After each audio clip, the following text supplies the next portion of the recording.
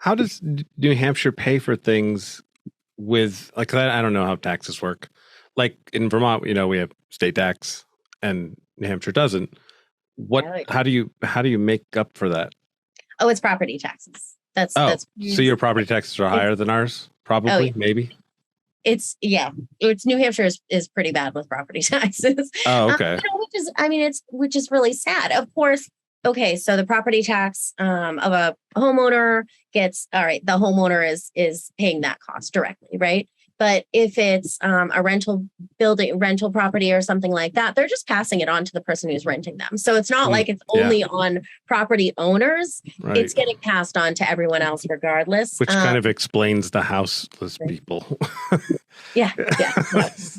Yeah. Wow. Plus, just like everywhere, the rents are going through the roof. Oh, the values are going through the roof. The rent is going through the roof. You just get, and the minimum wage in New Hampshire, in case you didn't know, is still $7.25. Oh my God. Yes, it's the federal minimum, and it's absolutely insane. I don't know. I have worked for the last 8 years in Massachusetts, and I bought a home in Keene.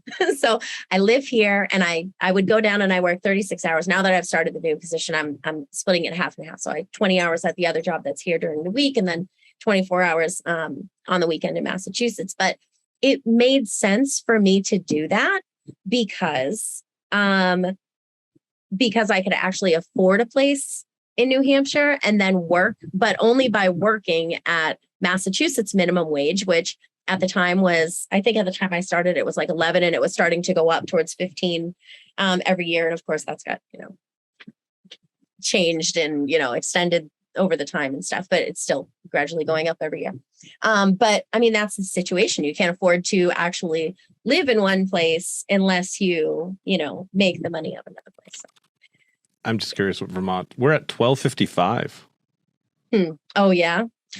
I didn't know that. Bragger. I had no idea. I will say, like, California is at 15, and I'm like, I don't know how anybody could live at 15 here. Yeah. Especially in Los Angeles. Like, there's Bernie needs to update his $15 an hour thing. It's not quite right anymore. Yeah. In certain areas, like at this point, you need to fight for 25, really, to just be able to live and pay rent and basic needs. Oh, but you hear people talk about it and they're just like appalled if anybody says anything more than 15. It's like, oh, we're just doing the. And I get that because I think a lot of people are coming from, a lot of the country is rural areas and things like that. But when you talk to people in cities, there's absolutely no way. Yeah. I don't know. Even in Keene, and I don't know how people would get by in Keene. And Keene is it's a city, but it's a small city. Yeah.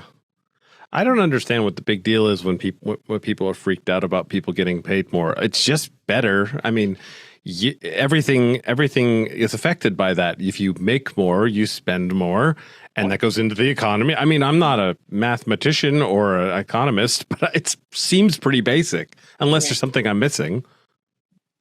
Yeah, it's even like the trickle down model, right? That's ridiculous. I know it is absolutely ridiculous. But the idea of being able to insert income somewhere, insert extra money somewhere, and say like, all right, or not extra money, but insert money somewhere in the system, right? The trickle down model is saying like, oh, we're going to give it to these wealthy people who are going to like put it in the bank, invest in other places, and all that kind of stuff, or whatever. Or we're going to give it to people who are living hand in mouth and guaranteed are going to spend it into the economy. Like there is no question that cannot pay the bills. And the proof of that is during COVID. When people got free money, most people or a lot of people invested it in the stock market, which means they didn't spend it.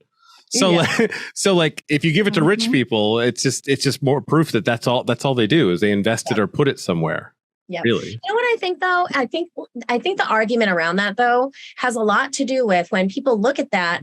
If they have a small business, which let's be real, small business, unfortunately, I when people talk about like bringing business to town and all this kind of stuff, I cringe because what you're talking about is bringing a multinational corporation into our town to pay people shit wages, excuse my language, but to pay people bad you can fucking swear. Wages, treat them badly, not let them unionize and not, treat them with dignity as workers and things like that.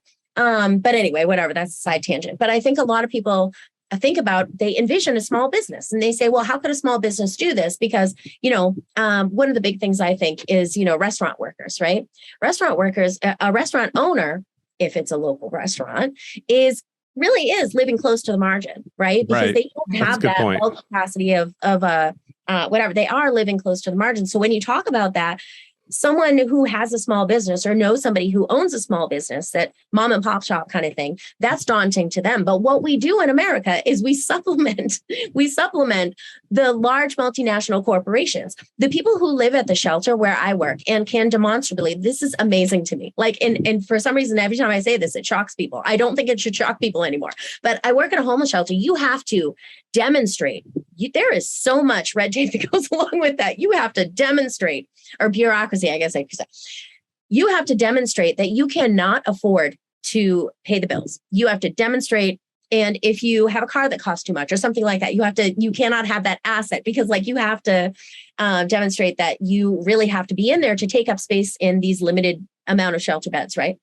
Yet these people will be working full time for minimum wage for Dunkin' Donuts up the street, for Walmart up the street. Walmart pisses me off the most. You want to know why? Because Walmart pays these people crap wages, doesn't pay them full time, doesn't have them full time because they don't want to pay for any type of benefits or anything like that. And then Walmart happens to be the place that all of the SNAP benefits get spent at and all of this stuff. So not only are they paying wages that are less than someone can survive on, but so they're benefiting in that way, they're profiting in that way, but they're also profiting on the other end where, it's in all directions. Yeah, they're letting the government pay for their healthcare too, and, right. and their insurance and stuff. And yet when we think about it in more concrete terms of the person next door who has a painting company, you know what I mean? Or who has a little breakfast joint or something like that. I think that's what people think of when they think about that. But why don't we supplement those people rather than supplementing the large corporations at the end of the day? That where it doesn't stay in our. And that was a rhetorical question because we all know why we don't. Yeah. Unfortunately. Yeah, that's really depressing.